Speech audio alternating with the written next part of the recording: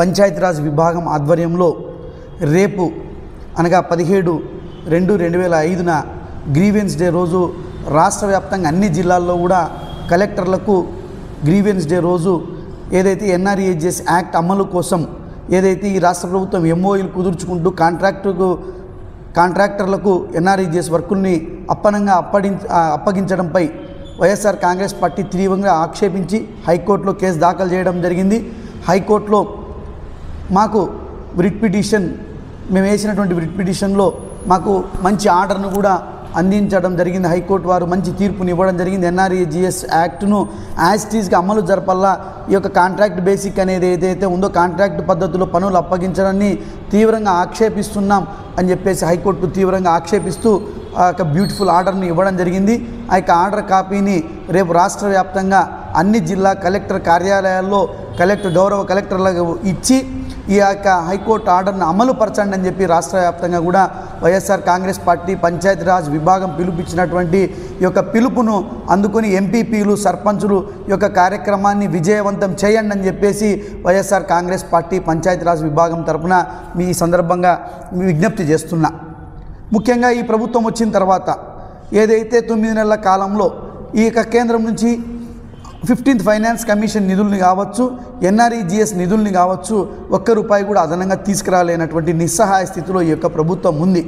అటువంటి ఈ ప్రభుత్వం ఎన్ఆర్ఈజీఎస్ నిధులు వచ్చిన తర్వాత ఈ యొక్క ఎన్ఆర్ఈజీఎస్ నిధులతో రాష్ట్ర వ్యాప్తంగా కూడా గ్రామాలలో మౌలికమైనటువంటి సదుపాయాలను కల్పించాల్సినటువంటి ఈ ప్రభుత్వం అటువంటి దానిలన్నింటినీ కూడా పక్కన పెట్టి తెలుగుదేశం పార్టీ కూటమి నాయకుల కడుపు నింపేటువంటి కార్యక్రమంలో భాగంగా ఇక ఎమ్మెల్యేలు సిఫార్సు మేరకు ఎంపీడీఓలు ఇక ప్రైవేటు వ్యక్తులతో మెమరాండమ్ ఆఫ్ అండర్స్టాండింగ్ అని చెప్పేసి ఒక కాంట్రాక్టర్ను తీసుకొచ్చి వాళ్ళ పేరు మీద ఉత్తర్వుల్ని జారీ చేసి ఇక నిధులన్నింటినీ కూడా దోచిపెట్టేటువంటి ప్రయత్నం, ఆ యొక్క నిధులను దోచుకున్నటువంటి నిధులను తెలుగుదేశం పార్టీ నాయకులు తమ కడుపులు నింపుకుండేకి పంచుకుండేకి ఈరోజు చూపిస్తున్నటువంటి శ్రద్ధను ఈరోజు గ్రామాల అభివృద్ధిలో చూపించడంలో తీవ్రంగా విఫలమైనారని చెప్పేసి వైఎస్ఆర్ కాంగ్రెస్ పార్టీ పంచాయతీరాజ్ విభాగం మొదటి నుంచి కూడా ఆరోపిస్తోంది. అటువంటి ఆరోపణలను ఈరోజు బలం చేకూర్చేటువంటి పద్ధతిలో హైకోర్టు కూడా ఇది సమర్థనీయమని చెప్పేసి ఈరోజు రాష్ట్ర ప్రభుత్వానికి చెంపపెట్టు లాంటి సమాధానాన్ని ఈరోజు హైకోర్టు ఇవ్వడం జరిగింది. ఈ రాష్ట్ర ప్రభుత్వాన్ని మేము ఒక్కటే అడుగుతున్నాం, కనీసం మీకు రాష్ట్ర ప్రభుత్వానికి అడ్మినిస్ట్రేషన్ పైన నమ్మకం లేకపోతే కనీసం చట్టాన్నైనా గౌరవించండి.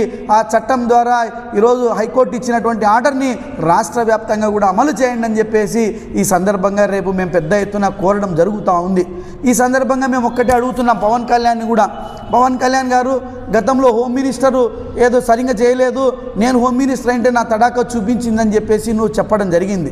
కల్లిబొల్లి మాటలు ఎచ్చల మాటలు మాట్లాడావు. మరి ఈరోజు పంచాయతీరాజ్ మినిస్టర్గా ఉన్నటువంటి నీవు ఈ రాష్ట్రంలో చేసినటువంటి ఏముందని చెప్పేసి సందర్భంగా నేను ప్రశ్నిస్తానా.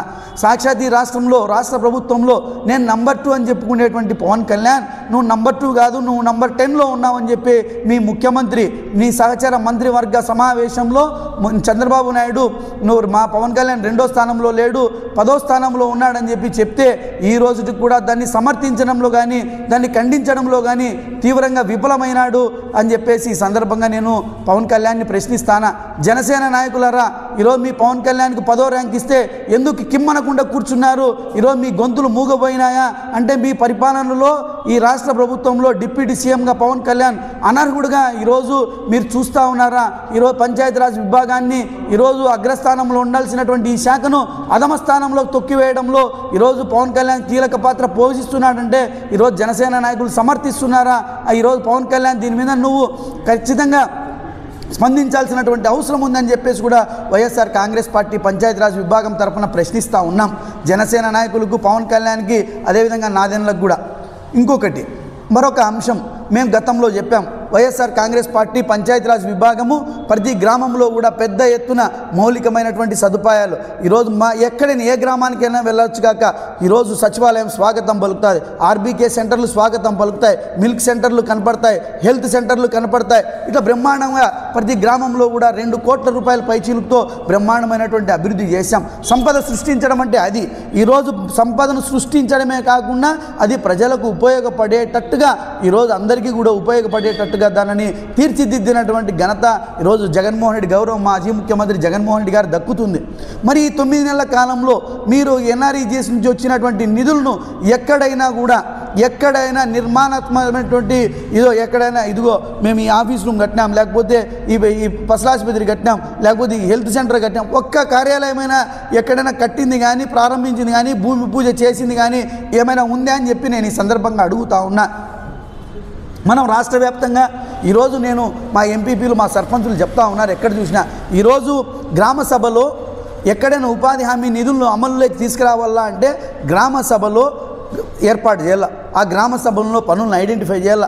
ఆ పనులను ప్రాధాన్యత క్రమంలో ఈరోజు సర్పంచులు పాలకవర్గం తీర్మానాలు రాసి ఆ ప్రియారిటీ వైజ్ను ఆమోదం తెలియజేసి ప్రాధాన్యత క్రమాన్ని ఫస్ట్ ఇదే ఇలా, ఫస్ట్ 2 ఇదే ఇలా, 3 ఇదే ఇలా అని దానిని మండల పరిషత్కు పంపితే మండల పరిషత్ ఆ తీర్మానాలని అప్రూవల్ చేసి జిల్లా పరిషత్కు పోతే అప్పుడు అవి మెటీరియలైజ్ అయ్యేటువంటి సందర్భం. కానీ ఎక్కడ కూడా ఈరోజు గ్రామ వ్యవస్థతో కానీ మండల పరిషత్ వ్యవస్థతో కానీ ఏ రకమైనటువంటి సంబంధం లేకోకుండా ఎమ్మెల్యే గారు చెప్పారు with the reference of the MLA అని చెప్పి సోన్సో కాన్స్టిట్యూషన్ సోన్సో ఎమ్మెల్యే అని చెప్పేసి ఎంపీడీఓ గారు పంచాయత్ సెక్రటరీ గారు ఈ స్టోన్ నుంచి ఈ స్టోన్ ఈ 5 కిలోమీటర్లో ఈ 3 కిలోమీటర్లో ఇన్ని లక్షల వరకును వాళ్ళకి అప్పనంగా వెండార్ పేరుతో ఈరోజు కాంట్రాక్టర్ పద్ధతితో ఎంఓయూలు చేసి ఈరోజు అగ్రిమెంట్లు రాస్తా ఉంటారు. ఎవరబ్బ గంట అని చెప్పి ఈరోజు ఎంపీడీఓలు పంచాయత్ సెక్రటరీలు మీకు నచ్చినట్లు మీరు ఈరోజు ప్రొసీడింగ్స్ని రాస్తున్నారని చెప్పి కూడా ఈరోజు వైఎస్ఆర్ కాంగ్రెస్ పార్టీ పంచాయతీరాజ్ విభాగం తీవ్రంగా ప్రశ్నిస్తూ ఉంది.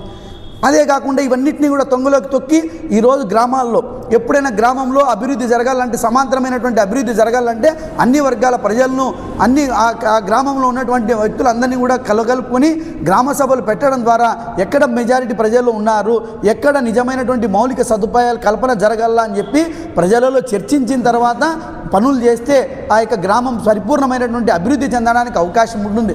ఈ రకమైనటువంటి అన్ని చర్యలన్నింటినీ కూడా చట్టాన్ని 2005 ఎన్ఆర్ఈజీఎస్ చట్టాన్ని తుంగలోకి తొక్కి ఈరోజు 4 గోడల మధ్య తెలుగుదేశం పార్టీ నాయకులు వాళ్ళు వేసుకునేటువంటి లేఅవుట్లు వాళ్ళు ఉన్నటువంటి నివాసాలకు ఈరోజు డ్రైన్లు కాలువలు వేసుకొని ఈ నిధులన్నింటినీ కూడా ఆ యొక్క వర్గ నేతలను ఈరోజు బలోపేతం చేసుకునేకి ఈ యొక్క నిధులన్నింటినీ కూడా దుర్వినియోగం చేస్తూ ఉంటే ఎక్కడైనా ప్రశ్నిస్తే ఎంపీపీల మీద సర్పంచుల మీద భౌతికమైనటువంటి దాడులకు పాల్పడతారా? ఇదేనా తెలుగుదేశం పార్టీ, ఇదేనా కూటమి? ఈరోజు ఈ రాష్ట్ర ప్రజలకు అభివృద్ధి చేస్తామని చెప్పి కల్లిబొల్లి మాటలు చెప్పి అధికారంలోకి వచ్చినటువంటి వాళ్ళు ఈరోజు ఈ రాష్ట్రంలో అడ్మినిస్ట్రేషన్ అంతా కూడా పూర్తిగా చేతులు ఎత్తేసి ఈరోజు పోలీసులను అడ్డం పెట్టుకుని దమనకాండకు పాల్పడుతున్నారని చెప్పి కూడా ఈ సందర్భంగా వైఎస్ఆర్ కాంగ్రెస్ పార్టీ అటువంటి వాళ్ళందరికీ కూడా భవిష్యత్తులో తగిన గుణపాఠం చెప్పబోతుందని చెప్పేసి కూడా ఈ సందర్భంగా మీ అందరి ద్వారా హెచ్చరిక జారీ చేస్తూ ఉన్నాం. అదేవిధంగా నేను పవన్ కళ్యాణ్ గారిని గతంలో కూడా మేము ప్రశ్నించాం. ఇప్పుడు కూడా అయ్యా పవన్ కళ్యాణ్ నువ్వు పంచాయతీరాజ్ శాఖ మంత్రిగా ఉండి ఈరోజు నిజంగానే గ్రామాల్లో నిజంగానే మీరు డెవలప్మెంట్ కింద చేసింటే ఈ రాష్ట్రంలో నీకు నచ్చినటువంటి గ్రామం, నీకు నచ్చినటువంటి నియోజకవర్గాన్ని ఎన్నుకో, మేము కూడా వస్తాం, ప్రజలు వస్తారు, మేధావులు వస్తారు, నీ నిజమైనటువంటి అభివృద్ధి ఎన్ఆర్ఈజీఎస్ పనులలో చేసినటువంటి అభివృద్ధి ఎక్కడైనా నిజంగా చేసినావా? మేము బహిరంగ సవాల్ విసురుతా అన్నాం. ఎస్ మీరు వచ్చి చూపించగలుగుతారా నిర్మాణాత్మకంగా? ఇదిగో మేము ఈ గ్రామంలో ఈ పనులు చేశాం, ఇది ప్రజలకు ఉపయోగపడుతుందని చెప్పి చూపించేటువంటి దమ్ము ధైర్యం ఈ రాష్ట్ర ప్రభుత్వానికి ఉంది అని చెప్పి కూడా ఈరోజు వైఎస్ఆర్ కాంగ్రెస్ పార్టీ తరఫున ఈ యొక్క ప్రభుత్వాన్ని మేము హెచ్చరిస్తూ ఉన్నాం. ఈ యొక్క ప్రభుత్వంలో చెప్పేటువంటి ఈ యొక్క ఎమ్మెల్యేలు ప్రజాప్రతినిధుల మాటలు విని దయచేసి ఈ రాష్ట్రంలో ఉన్నటువంటి కలెక్టర్లు కావచ్చు, జెడ్పీసీఓలు కావచ్చు, డ్వామా పీడీలు కావచ్చు, ఎంపీడీఓలు కావచ్చు, పంచాయత్ సెక్రటరీ కావచ్చు, దయచేసి చట్టాన్ని తుంగలోకి తొక్కేటువంటి ప్రయత్నం చేయొద్దండి. చట్టాన్ని మీరు గొంతు కోసేటువంటి ప్రయత్నం చేస్తే రేపు పొద్దున అవే మీకు ఉరితాలు కాబోతాయని చెప్పేసి కూడా ఈ సందర్భంగా నేను అధికారులందరికీ కూడా హెచ్చరిక చేయబోతున్నాం. అంతేకాకుండా ఏదైతే హైకోర్టు ఇచ్చినటువంటి తీర్పును రేపు అన్ని జిల్లా కలెక్టర్లకు కూడా మేము రిప్రజెంటేషన్ రూపంలో మా పార్టీ రిప్రజెంటేషను అదేవిధంగా హైకోర్టు ఆర్డర్ కాపీని రేపు అన్ని జిల్లా కలెక్టర్లకు ఇవ్వబోతున్నాం. భవిష్యత్తులో ఈ ఆర్డర్ తీసుకున్న తర్వాత మాకు అక్నాలెడ్జ్మెంట్ తీసుకుంటాం. భవిష్యత్తులో దీన్ని తుంగలోకి తొక్కి ఎక్కడైనా ఎంఓయూలు కాంట్రాక్ట్ పద్ధతుల్లో మళ్ళీ పనులు అప్పగించినట్లయితే మేము కంటెంప్ట్ కేసులు వేసి ఈరోజు అధికారులందరినీ కూడా ఈరోజు మేము జైల్లోకి లాగేటువంటి ప్రయత్నం చేస్తాము చట్టపరమైనటువంటి కోర్టు ద్వారా అని చెప్పి కూడా ఈ సందర్భంగా తెలియజేస్తా ఉన్నా. వీళ్ళు చేసినటువంటి అన్యాయాల కారణంగా, వీళ్ళు చేసినటువంటి అక్రమాల కారణంగా ఈరోజు ఎన్ఆర్ఈజీఎస్ చెప్పేటువంటి చట్టం ఏం చెప్తుందంటే ప్రతి గ్రామంలో కూడా రైతు కూలీలకు 50% కూలీలకు ఉపాధి హామీ చూపించాలా.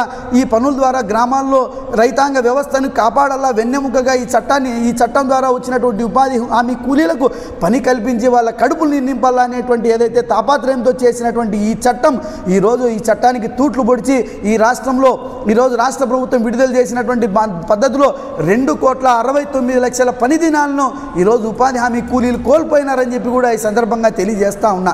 అంతేకాకుండా ఉపాధి హామీ కోల్పోయినటువంటి కూలీల పని దినాల నిష్పత్తి ప్రకారం 700 కోట్ల రూపాయలు ఈ ఆంధ్రప్రదేశ్ రాష్ట్రంలో ఉపాధి హామీ కూలీల యొక్క కడుపును 700 కోట్ల రూపాయలు వాళ్ళకి దక్కాల్సినటువంటి నిధులను ఈరోజు తెలుగుదేశం పార్టీ పచ్చనేతలు దోచుకున్నారని చెప్పేసి కూడా ఈ సందర్భంగా తెలియజేస్తూ వీటన్నింటినీ కూడా రాష్ట్ర వ్యాప్తంగా కూడా రేపు కలెక్టర్ కార్యాలయాల్లో ఎంపీపీలు మా ప్రజాప్రతినిధులు అంటే సర్పంచులు ఎంపీపీలతో జెడ్పీటీసీలతో కలిసి ఒక బృందంగా ఏర్పడి రాష్ట్ర వ్యాప్తంగా అన్ని కలెక్టర్ల కార్యాలయాల్లో కూడా ఇవ్వబోతున్నాం. ఈ కార్యక్రమాన్ని జయప్రదం చేయండి అని చెప్పి రాష్ట్ర వ్యాప్తంగా కూడా ఈ సందర్భంగా ఎంపీపీలందరికీ కూడా నేను చేతులు జోడించి విజ్ఞప్తి చేస్తున్నా.